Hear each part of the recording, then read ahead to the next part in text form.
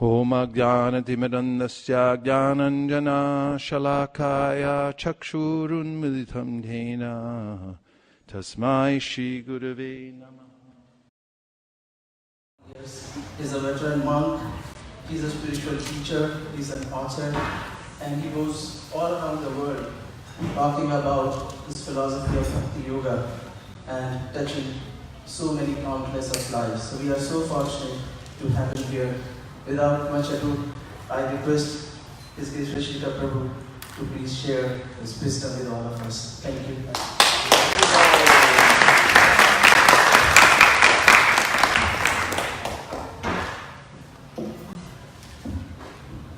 On the contrary, it's my great fortune to be with all of you.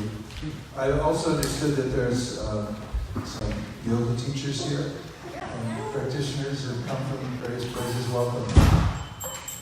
And I'm really touched to get this garland.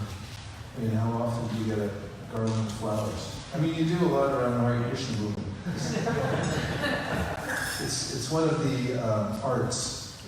And interesting about yoga, it's a holistic practice, as all of you know. From the perspective of the practice of bhakti, aesthetics is really important because beauty is, according to the theory of bhakti, what we're all after. We search it out in all its different aspects in the world.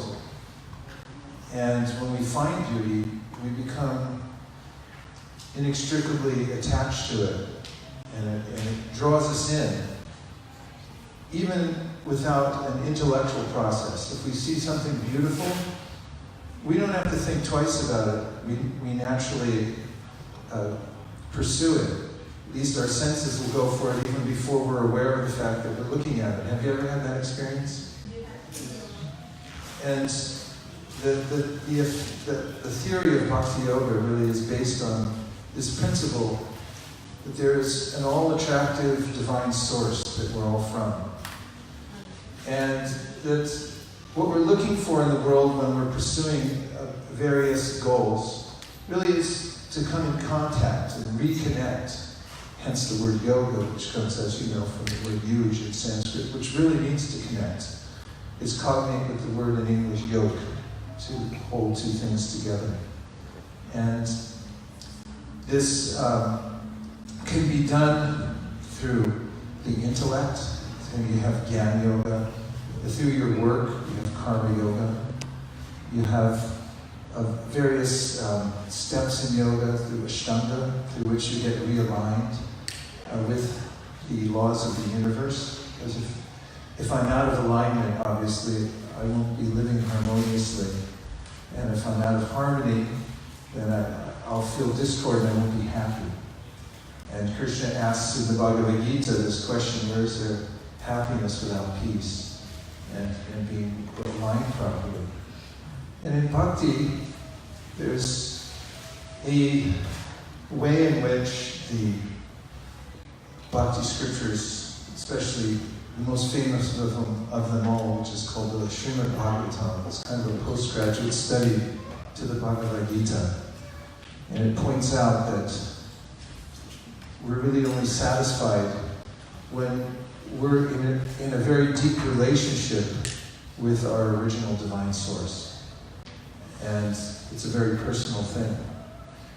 And so the activities of bhakti, like making flower garlands, which is really interesting art. I mean, you do find it in Hawaii. I don't know if there are any other islands around the world that any of you go where you get, in Hawaii they call them alei, and here we call them flower garlands. But, it's not like they're very common in Western society, are they? That I've seen. In fact, oftentimes when I'm at a Hare Krishna temple and somebody gives me a garland like this, then if I'm flying out somewhere, I'll always wear it to the airport. And when I'm flying out, then I just notice how many people notice the garland. So, where'd you get that? But my rule is the first person who asks me, I give them the garland. And it becomes a really overwhelming experience for them to receive a garland. But it's easy to take it for granted, but if you really think about it, when I was looking at these roses, I was thinking, what a work of art. I mean, each petal is so delicate, and when you put them all together, I mean, there are practically uncountable petals within each one of these. It would take a while to count them if you take them apart, but they're so delicately placed together. And, you know, why a variety of fragrances and why a variety of colors in various shapes and so forth? According to the theory of bhakti, which is mentioned in the Vedas, this is really the source of enjoyment. Variety is the mother of enjoyment. And there's a Sanskrit statement, eko bahushyam, that the one, we're all part of the one, but the one has become many for the sake of enjoyment. And that really the ultimate purpose of life is happiness, is enjoyment. And it comes through variety, which also means relationship. And our relationship with our original divine source, with each other in relationship to that original divine source. And so this is one of the very natural aspects of bhakti yoga, because it's very much how we conduct our lives in the normal world. We don't normally think about shunning the senses and giving up a lot of things. It's not the first thing that I think about is let me give everything away. Blanket. Do you think like that? A couple of you said no, but about relationship. I see during holidays, for instance, one of the famous holidays here, people really enjoy, even if they hate their relatives, they really enjoy, for some perverse reason, flying different places and going to meet them, breaking bread, and, you know, sharing, and cooking things and things like that. This is a very natural human emotion. And this is one of the tenets of bhakti also, is offering those things that are very natural to us as a sacred offering, and then sharing them with others. And this is one of the tenets in the Bhagavad Gita. Krishna talks about how whatever you have, whatever facilities you have, whatever you cook, whatever you eat, if you do it as make it sacred, connected to your original source, then it becomes an act of higher consciousness. Just want to acknowledge Tukaram Prabhu. He's the main teacher and purveyor of the organization here in Laguna Beach, California. I just got here. My wife and I are from the Bay Area, and we visit down here at least once a year, especially for the festival that's coming up tomorrow. So I just wanted to acknowledge our gracious host, the Tukaram Prabhu. Hare Krishna. Hare Krishna.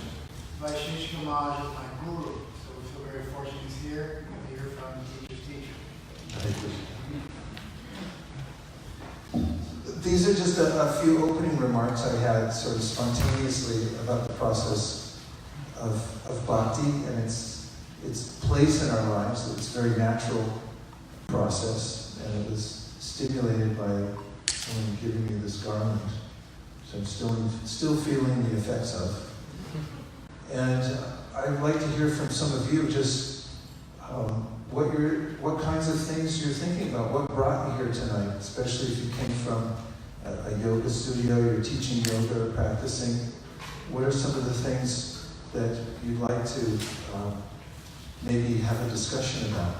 Are there any questions about the practice of bhakti or anything related to yoga that you'd like to bring up? Why don't we start by me asking you, some of you, what brought you here tonight? Anybody who may be here for the first time? Is that a fair question to ask? Non-intimidating? Okay, yes. To expand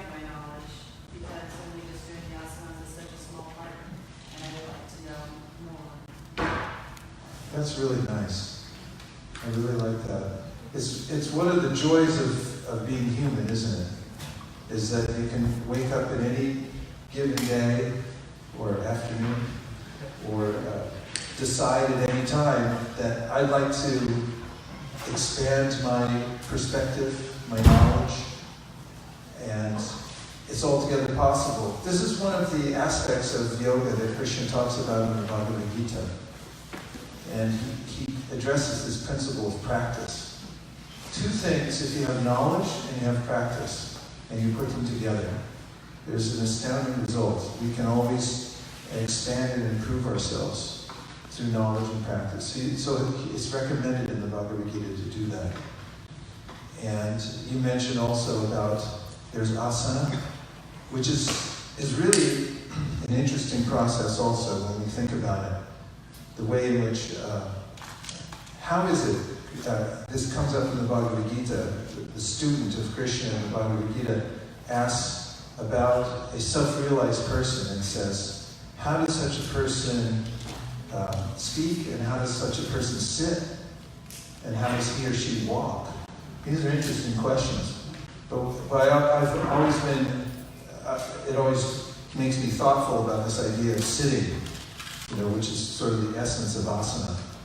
Being able to sit. I mean, am I able to sit for more than a few seconds? Once I sit down, then all of a sudden there's a voice that comes in my head and says, get back up again. And go. And go where? It's going anywhere but here. And what is that force that makes me move to go to the next place? And it's kind of an interesting dialogue that takes place internally.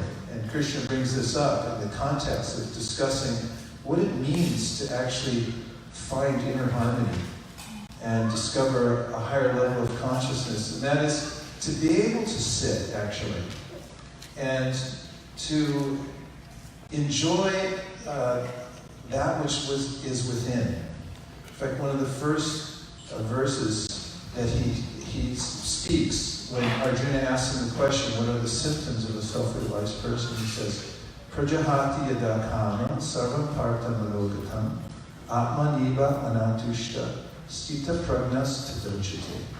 So in the Sanskrit he's saying that a person who is self-realized learns to disassociate him or herself with what is sometimes called the factory of the mind. The mind's like a little factory. And there's all kinds of things coming off the conveyor belt, one after another. And it's going, how long does it stay open usually, that factory? Like on a weekly level, is it 7 days or 6? 7 days. And how many hours a day? 24/7. Okay. I love the look on your face when you said that. It's sort of like, yeah, we have to contend with that. So, mind is like a factory. Prajahati yada kaman sarvan parta manogata. So, mano means mind and gatan means it goes. It's always going 24/7. It's moving. Even when we're asleep, it's still churning out various kinds of thoughts, ideas, imaginations, and so forth. So he says a self-realized person is able to not become, or is able to be unattached or see the workings of that factory and not grab onto everything that comes out of it. It's coming out one after another, but I don't have to attach myself to everything that comes out. That's a big relief, because there's a way in which I become absorbed in my life situation, and I think this is me. And it can become a little overwhelming at times, don't you think? Do you feel that? It's not just me?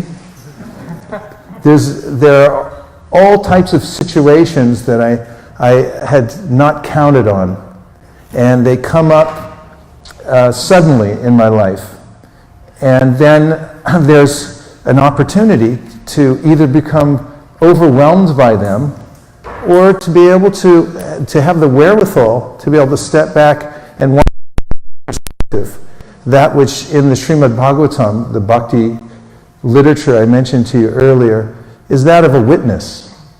I'm watching these products come off the conveyor belt, but I'm not attaching myself to them. I'm not saying this is me. It's a situation, there are energies moving, but I'm different from that. So self-realized person's able to actually sit and observe these kinds of things. And Atman Yivatmana Tushta. So everyone say Tushta. Tushta. I have a friend named Tushta. Tushta means satisfaction. It's a nice name to have, Tushta. So he said, Atman Yivatmana Tushta. So this statement is very important in yoga. It means that a person who's able to achieve something in yoga comes to this point to be able to sit in asana and actually feel satisfaction within him or herself. And this is an interesting experiment. If you were to draw up a chart and say, what is the most valuable thing where do you all live, basically? Southern California. Fair enough, right? That kind of covers everybody here, except for us. Okay, so if you were to say, what is the most valuable thing within Southern California? Let's have a few suggestions. And don't think like yogis right now, because I know you're all transcendentalists. But what would you say would be the most valuable thing that you could get here at Laguna Beach right now? Yes? Air. Okay. Yeah, you're still thinking like a yogi. But that's okay, you are a yogi. Okay, so, what's that? Nice weather. Okay, weather. You guys are, there's lots of things. Let's name some things that are for sale here. Huh? Houses. Houses are expensive here, yes, they're very expensive. Cars. Yes, what were you going to say? A beach house. A beach house, okay, you get a beach house for $500, okay, yes. Cell phone, yeah, cell phone. Disneyland. These are things. So I would just propose, if you did an experiment, you know those pan scales? This is where the sign, the Libra, balancing everything, weighing everything. If you take those pan scales, you put all the things we can find, including air. We can put air and everything on one side. Everything that's a quote-unquote thing. And then if you put yourself, and that's a big question for the yogis, what is myself? That's one of the great inquiries that takes place in the process of yoga. What is actually myself? The self is a non-thing. It's categorically different from all things. And it's a higher energy, it's a spiritual energy. Well, the yoga teachings say that if you take all the things, not just in Laguna Beach, but in Southern California, no, in all of California, or of all in America. No, just make it the whole world. And you put them on one side of the scale. They're not as weighty as you are, yourself, your spiritual self, because what you are, says Krishna in the Bhagavad Gita, is so amazing that it's hard to even comprehend how amazing you are. He says, Acharyavat pashyati kashyanenam, Acharyavat vadati tataiva. He says some people try to describe it, some people try to imagine it, but what you are as a spiritual being, the person who animates the body, it is so amazing that it can't be described, but it can be experienced. And having even a molecule of experience, if there is such a thing, an iota, just a tiny glimpse of oneself as a spiritual being, which is one of the goals of asana, to be able to sit long enough to actually observe that. The self can become conscious of itself, rather than conscious of all the things that it would like to have, or of one's life situation. So this is an interesting way of putting it. We are our life, we're not our life situation. There's a difference between the two. And so how would one be able to sit and feel satisfaction within without jumping back up again and moving? Well, Krishna says, Atman yevatmana tushta, that one actually feels satisfaction by observing what one is. It's the greatest show on earth. But I miss it all the time because I'm watching everything else moving around me, but I actually never look inwardly to find it. And in the practice of yoga, when one is able to look inwardly for some time and still the mind to the point where one can see the self by the self, then one can naturally feel happy. You don't need anything else added to make sure that you feel happy. In fact, I met this author. She wrote a book called Happy for No Reason. Have you ever seen that book? I didn't read it, but the title was good enough for me. And it describes what is mentioned by Krishna in the Bhagavad Gita, happy for no reason. That's spiritual happiness. When one touches that web of the divine, that kind of awareness of one's own consciousness, then there's a type of joy that arises that isn't dependent on anything else. This is one of the goals of yoga, is to come to this level. It's called the spiritual platform, or the Brahman platform. What other, thank you. That you led us in a really nice direction. Thank you for that.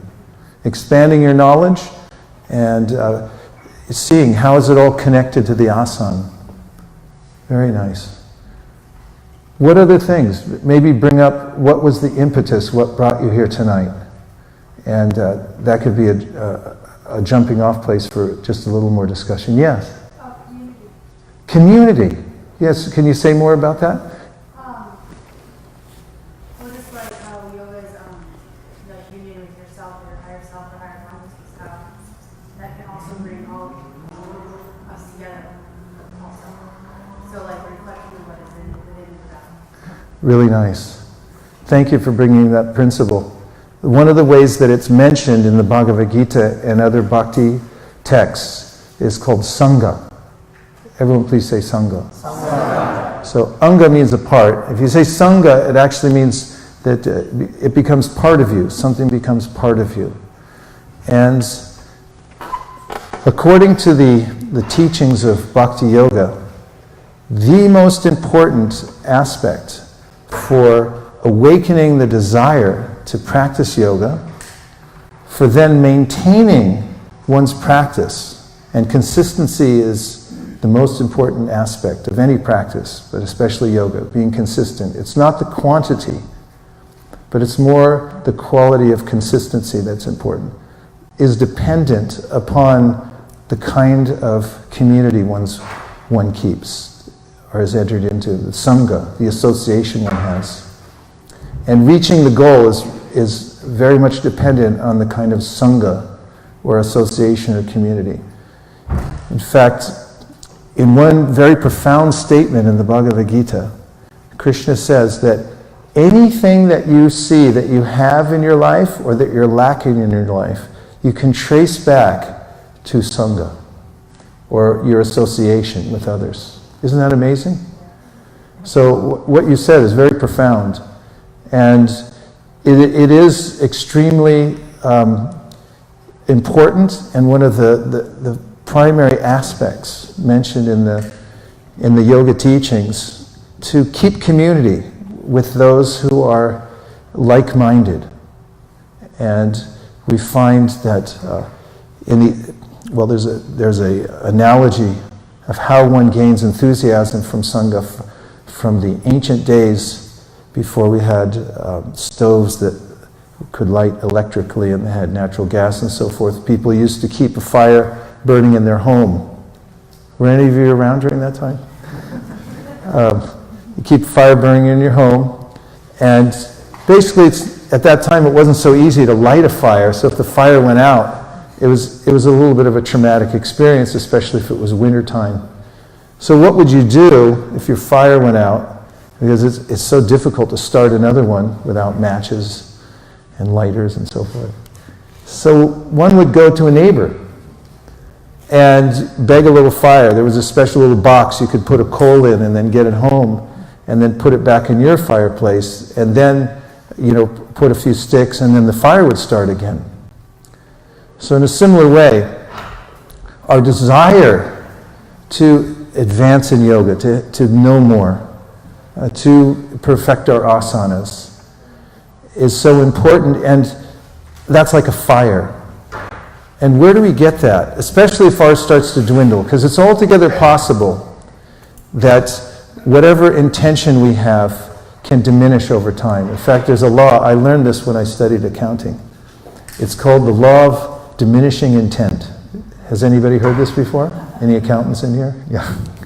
It means that when somebody takes out a loan, that one of the jobs of the accounting department is you're supposed to collect the loan as soon as possible. Because there's a graph that shows the longer you wait, the less intention there is on the part of the person to pay it back. Unfortunately, that law works everywhere.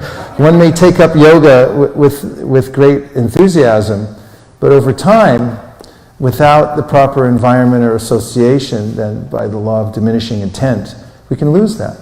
So how do you get it back? Through sangha, through community. And those who are very wise, like this is a wise proposition you've made, to keep community with those who already have the fire burning. Then it becomes natural to stay enthusiastic and continue advancing in devotional service. So thank you for that, bringing up that principle. It's very important. Maybe somebody else could suggest one more thing, like what brought you here? What was your intention? Intention's very interesting, isn't it? What color is it? Green. That's good, my favorite color. Green, it's green. It's kind of interesting. Where would you get some if you needed a little intention? Let's say you wanted some good intention. What kind of stores do they have around here? Safeway? He said what is that? That drugstore? What is it called? CVS. You said CVS, right? You go to CVS, it's like, you can go to the counter. I'd like a little bottle of intention, please.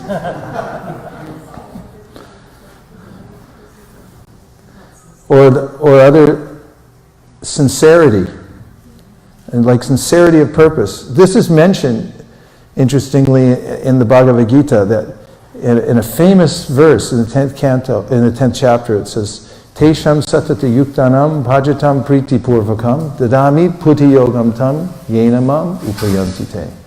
So if you want to be progressive in your practice of yoga, then be sincere. Because there's a natural force in the universe that starts from within. Your sincerity of purpose begins a natural sequence of events. It initiates it. The world begins to unfold for you in miraculous ways because of your sincere intention. And the more you are able to purify that intention, then the stronger the more powerful is the attractive force that you make for these events to occur. That was a little wordy, but my point is, it starts from your intention, your sincere intention within, and that is the most valuable substance you can get in this world is a sincere intention. Because even if you don't have knowledge to start with, if you don't have community, if you don't have any of the necessary elements to advance on your path of yoga, if you have a sincere intention, that all the yoga scriptures say, you will attract all the necessary things in your life. If I may call it, as my spiritual master did, spiritual paraphernalia. Everything you need is already available, but you attract it into your life by your sincere intention. So the good news is, it doesn't matter where you live. It doesn't matter what level you're starting from. If you're able to develop a sincere intention within your heart, then all the necessary paraphernalia that you need comes to bear. It miraculously enters into your life. And oftentimes, in fact, one of the most important treatises on yoga, which is called the Vedanta Sutra, says that you can express that sincere intention in what I call the most powerful form of language. Like I like to say that the most powerful punctuation mark in any language is the question mark. There's a lot to say about that. But the point that is made in this important yoga book called the Vedanta Sutra is that you're able to express your sincere intention through a question.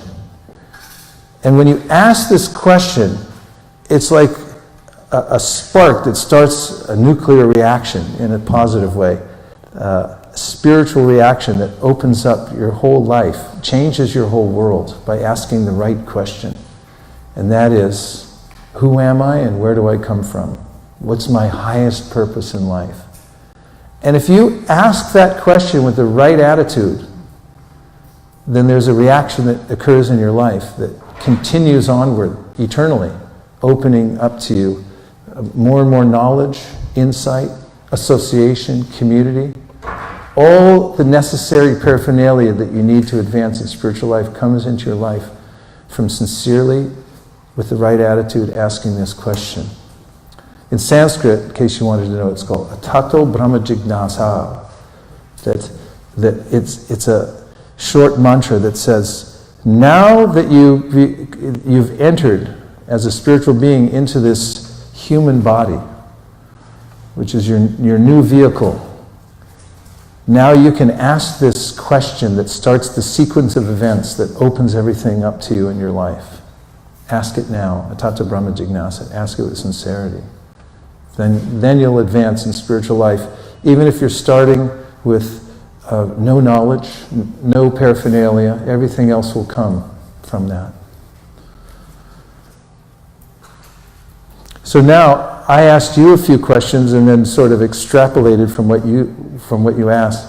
And now if you could reflect back to me any of the things that have come up in my monologue or from the discussions that we've had back and forth so far. A reflection means any one concept, seed idea that you've heard that you think could be valuable. You might think, I'll keep that one in my pocket, I'll take it out of here when I go, and I might plant it somewhere. What one idea, seed would you take with you so far? Just reflect back. The three questions that you just brought up. The three questions. Who am I? Where did I come from? And what's my highest purpose here? And Sincerity. yes. Why did that strike you, would you say? I think because, at least in my experience, life is so chaotic. There's so much, I don't know, there's so many waves of experiences. And so that feels like just a step closer to something that is more true than what's relatively true. Well put. I like the way you put things. Yeah, I like this, more true rather than what is relatively true. In fact, that reminds me of one of the statements that it's a core statement of the book I keep referring to called the Srimad Bhagavatam. It's an epic literature on yoga. And it says that the highest truth is reality distinguished from illusion for the welfare of all. Everything's in it. In fact, I use that in my book. I put that as the primary statement of why I wrote my book. And, to keep coming back to that. And truth is, when you sincerely want to know the truth, then it's unstoppable. It doesn't matter where you are. You can be incarcerated, you can be physically debilitated, but if you have that spark of life, which is known as the search for the truth, and it becomes your primary focus, which is really what yoga is about. It's the quest to know the highest truth. Then everything else comes to bear. Yeah. On the other hand, if I prefer to interact with the more relative world and to forget the truth, then that facility is also available. This is another remarkable statement in the Bhagavad Gita. Krishna says in the 15th chapter, Sarvasya chaham redisani vishto matak smitir jnanam apohanam cha, which basically says that there's an overseer, a higher power in our lives, who's a benevolent force, who's observing our intentions, and is therefore extending to us all whatever it is we desire. And if we desire to forget the truth, then we get a whole world in which to do it. And all the paraphernalia for forgetting the absolute truth comes to bear in our life also. And that becomes very complicated. Because actually we're very simple, in essence. We're beauty lovers, as I said. We just want beauty. We want love. And all those things just lead to natural happiness. There's no reason for it. It's not complicated. It's automatically there. And that's how simple life is, without muddying it up with a lot of extraneous desires. So I liked what you said about really focusing on the truth. It's very powerful. It's also non-sectarian. It's also universal. It doesn't matter what country, culture, anything you go to, the same principle works. You might have to translate it into another language, but it always has power and force. Thank you. What do you think? Can you reflect more? Yes, please. I like the statement about... By the way, just one question. There isn't an extra microphone to pass around when devotees are making there? There isn't. Okay, go ahead. Because right now the people online are probably screaming at me like, we can't hear the audience. Go ahead. I liked very much the statement about diminishing intent. Diminishing intent. And that's, I think, everybody was experienced when we first time heard about Yes. the spiritual world. And Yes. we were ready to give up everything in this world and just go there right here, right now. But the time passes by, and as we can see, not many people stay on that way. And Yes. That's important. It is important to know that there is such a law, the law of diminishing intent. In fact, the whole world is enervating. It tends to draw energy out of us, and therefore, one of the ways of the yogi is to fortify him or herself to be able to overcome the enervating effects of the world, and to be able to sustain one's practice through the various phases of life, through the various phases of the day, the various phases of the week, of the month, of the year, and of our lives. As most of us have observed, we go through different phases. And yoga is meant to carry us through each one of those ages without becoming deviated from the process. And that may require some adjustment to various details we have in our life in order that we're able to maintain the principle of yoga as we continue through the various phases of our life. But just knowing that there will be ups and downs in the practice is very helpful. In fact, a great teacher of yoga once compared the practice of yoga to ascending the highest peak of the Himalaya, which is Mount Everest.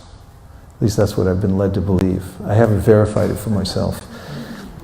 And as one's even approaching the Himalaya range, one's going through the foothills, and it appears you're going up and down, even though you're going up in elevation. In fact, my spiritual master used to say that failure may not be detrimental. It may become the pillar to success. In fact, we oftentimes learn more when we fail than we do when we're successful, because when I become successful, I may become full of myself. And when I fail, I may have what some people call a teachable moment, when I feel like, hey, I really don't have any assets after all. And it's then coming back to that point you made about being really sincere about the truth. Why did I come here in the first place? Not to look good, not to be a famous spiritualist, Any of those things can actually become a distraction to our actual path in a spiritual life. And to maintain consistency throughout one's practice in life requires a little inventiveness and good association and regular fortification through practices like chanting is very powerful.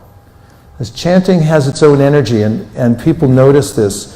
When you accept a divine mantra and then you chant it every day, it gives you power to stay in the practice of yoga itself. It fortifies you each day. That's why yogis have a rule generally that they don't interact with the world until they finish their chanting. Don't go out there until you're fortified. Because it's really a complex world, and even without knowing it, one can be really distracted from one's practice. I had an incident in my life when I was a young monk. I had been practicing for a few years, and I was having a bad week and then a really bad day. And I called my mother. I was really close with my mother. She passed away about 10 years ago. But I called her up on the phone. It was a payphone. That's how long ago it was. And I told her, I'm having a rough day. And she could tell I had a rough week, and so she told me something. She wasn't practicing yoga, but she had seen me as a young man become really serious about it and take up the practice and even leave home and move into a monastery. And she helped me with that, a little reluctantly, but she saw it was the best thing. So I told her I was having a rough day, rough week, and she said to me,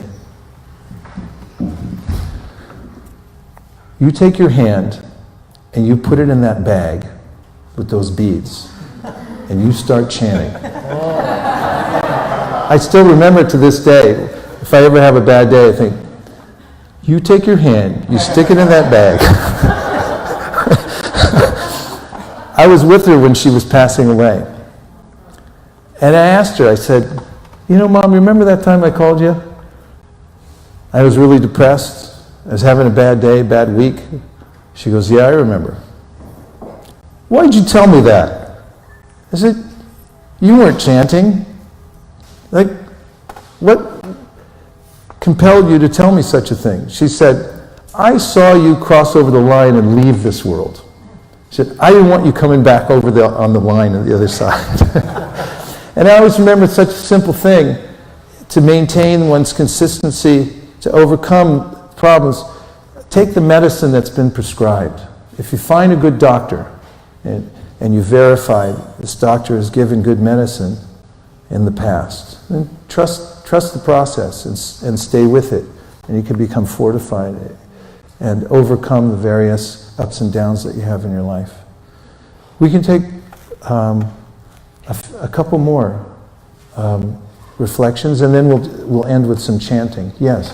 I was just contemplating on something you just mentioned about when you fail, you start thinking about the question of what your purpose is. But Yeah.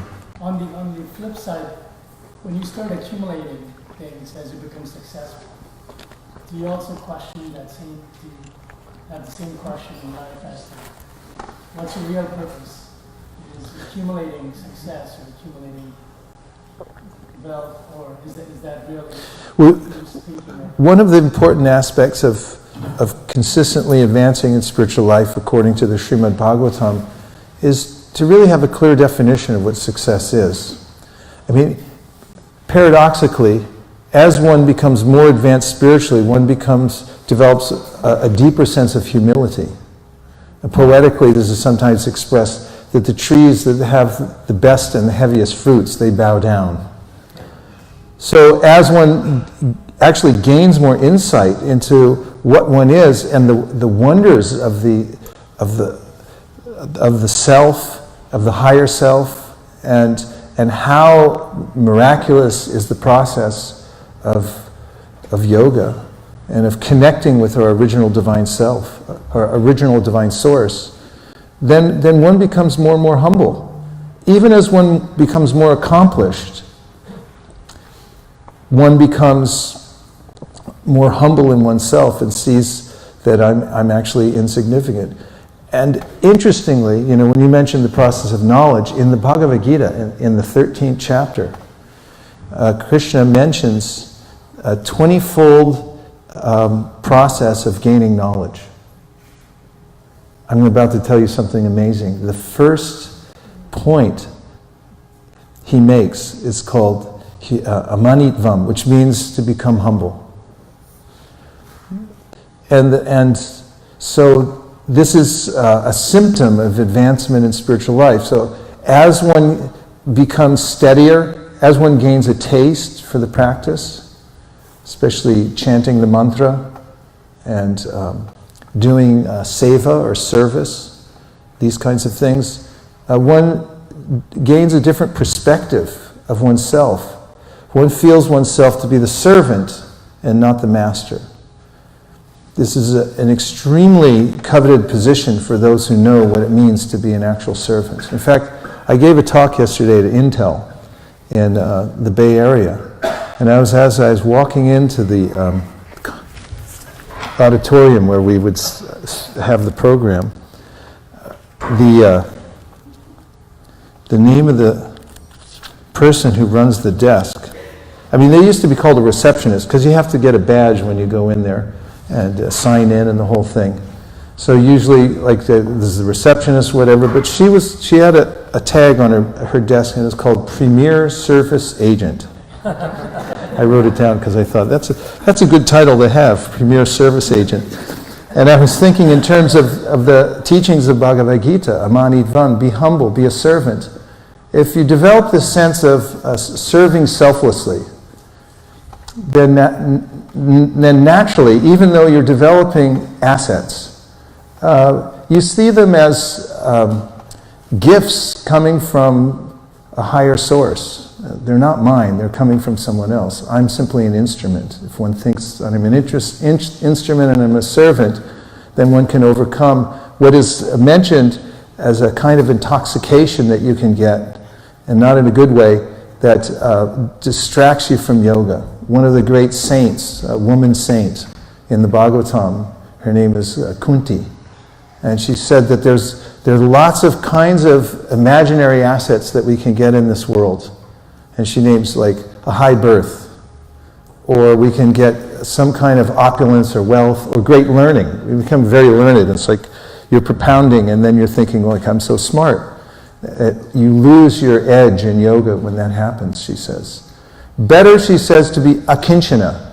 So kinchana means something. And if you say akinchana, it means I don't have anything. I have no assets. I'm just an instrument for the original divine source. And I'm doing it out of a sense of selfless service, no other reason. The other benefit of that is when you become a servant, you're welcome wherever you go. There's not a lot of competition for that position in this world. But if you want to be the center, when you get in a room and you're thinking why isn't anybody looking at me and laughing at my jokes, and why can't I control everybody, then you have a lot of competition and friction. And this happens in a microcosmic way all over the world. People thinking like that. And one of the simple solutions Krishna gives in the Bhagavad Gita is cultivate humility. It's actually nectar to be humble, because it's the truth. Because I'm not the controller. And when I give up control, I was doing business, and in my business that I had for some years, I had a big setback, and I was really in anxiety about it. And I called my mentor.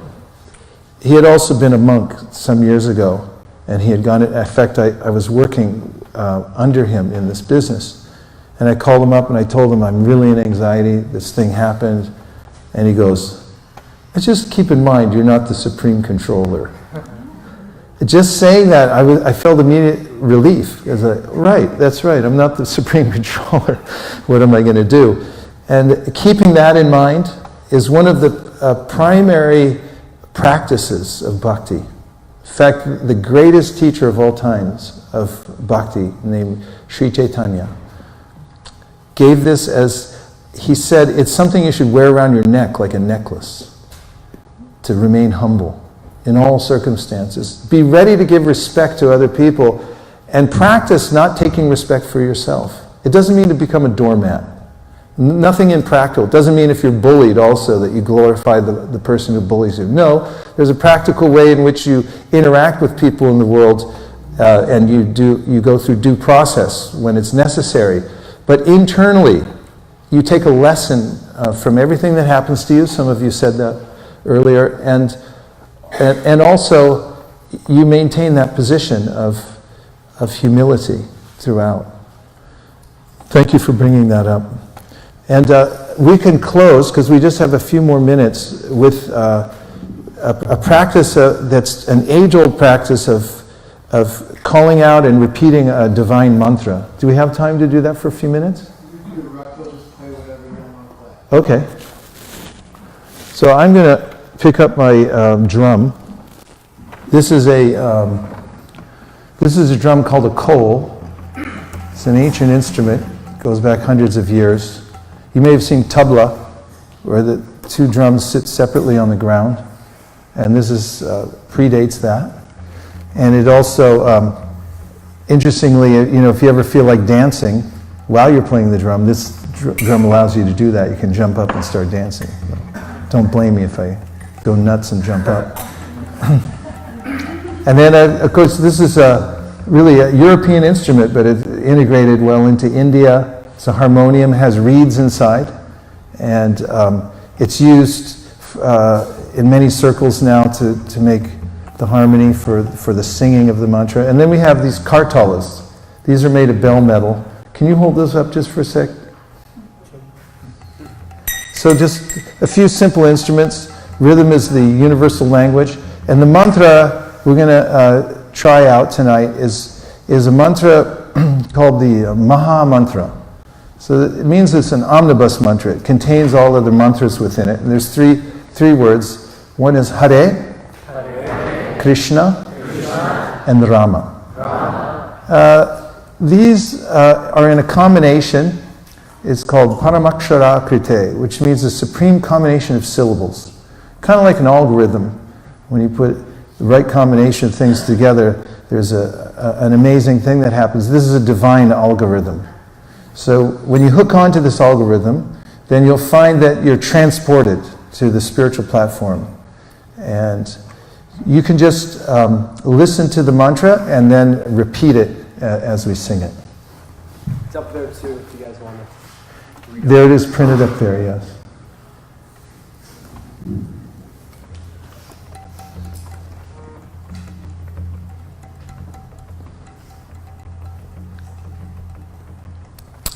I'm going to say an invocation mantra before I chant the mantra. So this is a prayer to my guru, because he's the one who gave me the mantra.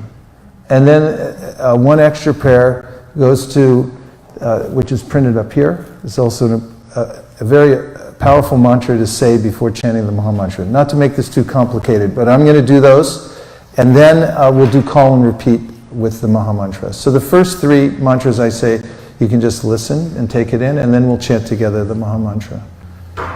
Namo Om Vishnu Padaya Krishna Preshtaya Bhutale Shri Mate Bhakti Vedanta Swami Niti Namine Namaste Saraswate Deve Gauravani Pracharine Nirvishesha Shunyavadi Paschatya Deshatarine Jaya Shri Krishna Chaitanya Prabhu Nityananda Shri Advaita Gadadhara Shivasari Gaura Bhakta Vrinda Hare Krishna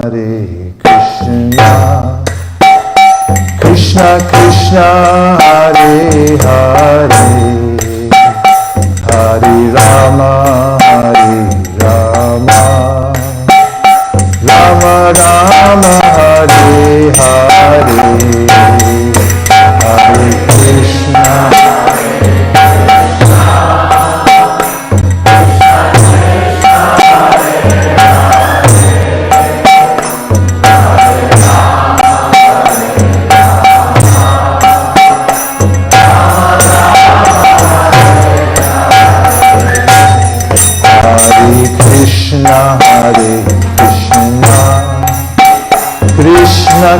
Krishna, Hare Hare, Hare Rama, Hare Rama, Rama Rama, Hare Hare.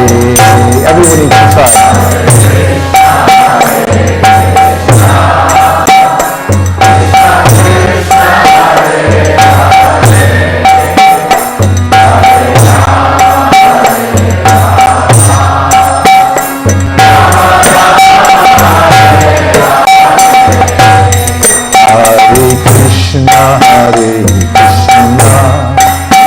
Krishna Krishna, Hare Hare, Hare Rama, Hare Rama, Rama Rama, Hare Hare.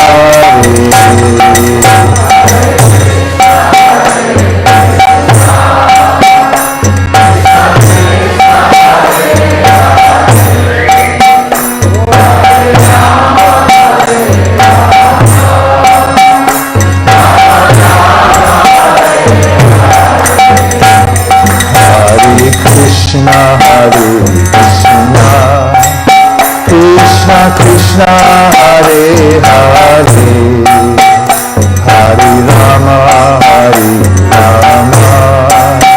Rama Rama, Hare Hare.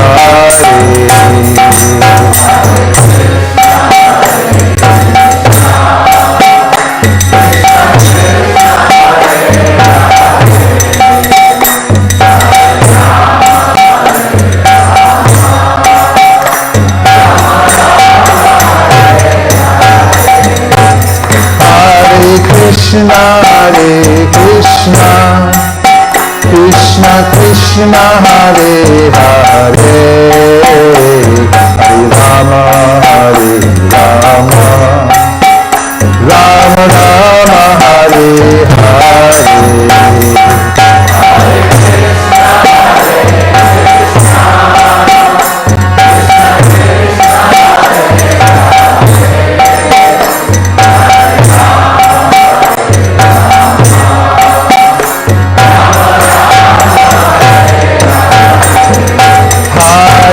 Krishna, Hare Krishna, Krishna Krishna, Hare Hare, Hare Rama, Hare Rama, Rama Rama, Hare Hare.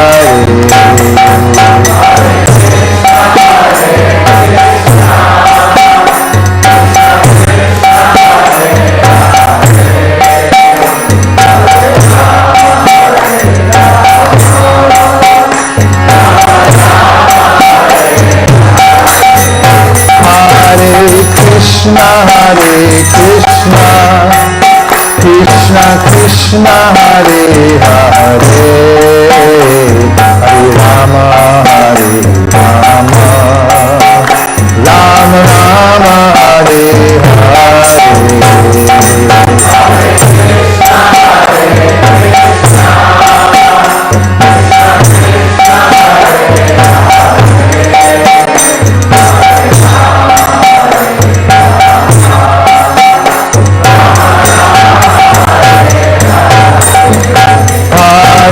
Krishna, Hare Krishna, Krishna Krishna, Hare Hare, Hare Rama, Hare Rama, Rama Rama, Hare Hare.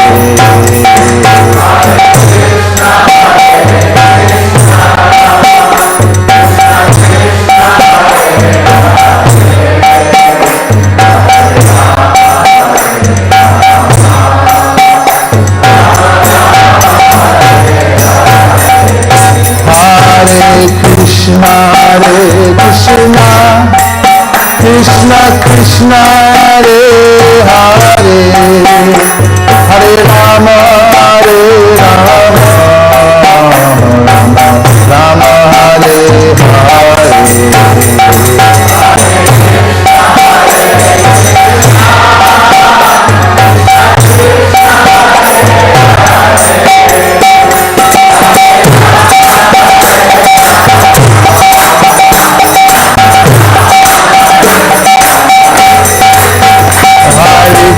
Krishna, Krishna Krishna, Hare Hare, Hare Rama, Rama Rama, Hare Hare.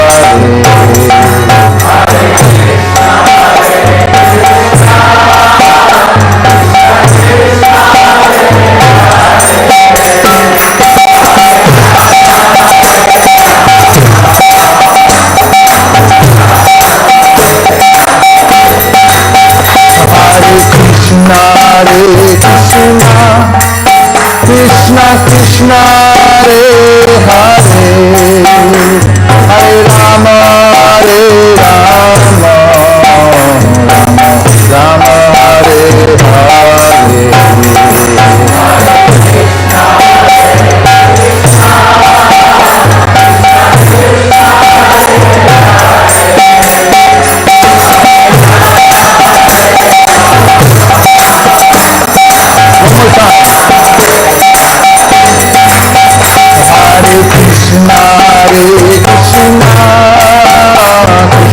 Krishna Hare Hare, Hare Rama, Rama Rama, Hare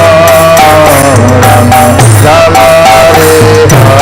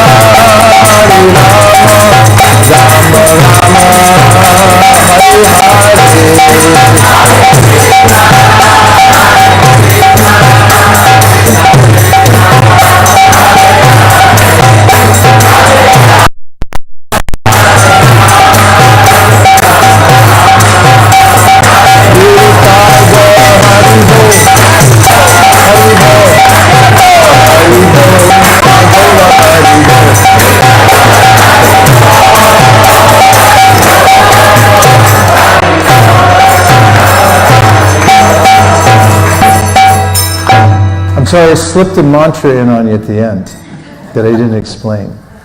This is Hari Bol. Hari is a name for our original divine source, Krishna, which means one who takes away all your misery and all your obstacles. And Bol means to chant. It's an abbreviation for chanting Hare Krishna. So we say Nitai Gaur. Everyone say Nitai Gaur. These are two other names of the divine, and when you say them, you just naturally become happy. So if you ever feel depressed, just say Nitai Gaur.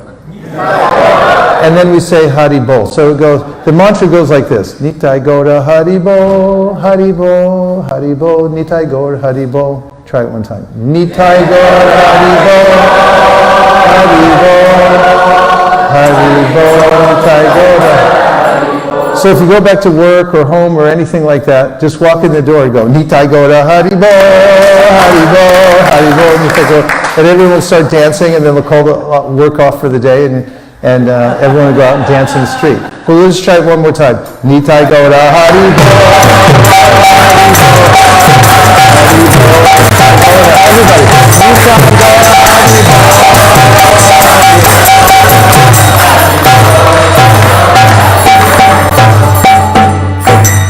It's also the password.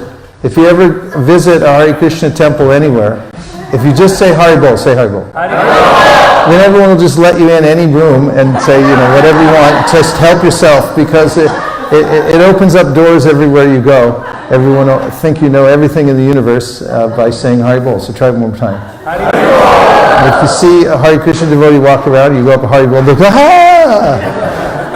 Thank you. It's been a real pleasure being back here in this jewel of a ashram here in Laguna Beach. It's such a pleasure. From the youngest here to the older generation, all are so much engaged in such a tight community. It's been really beautiful. And having all of you guests who came here for the first time tonight, who are deeply practicing yoga, has enriched the atmosphere all the more.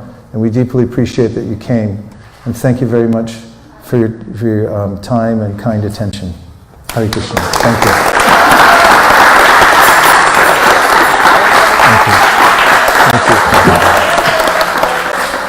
Marman, Natari Marman, Natari Marman, Natari Marman, hey, Natari Marman, Natari Marman, Natari Marman, Natari Marman.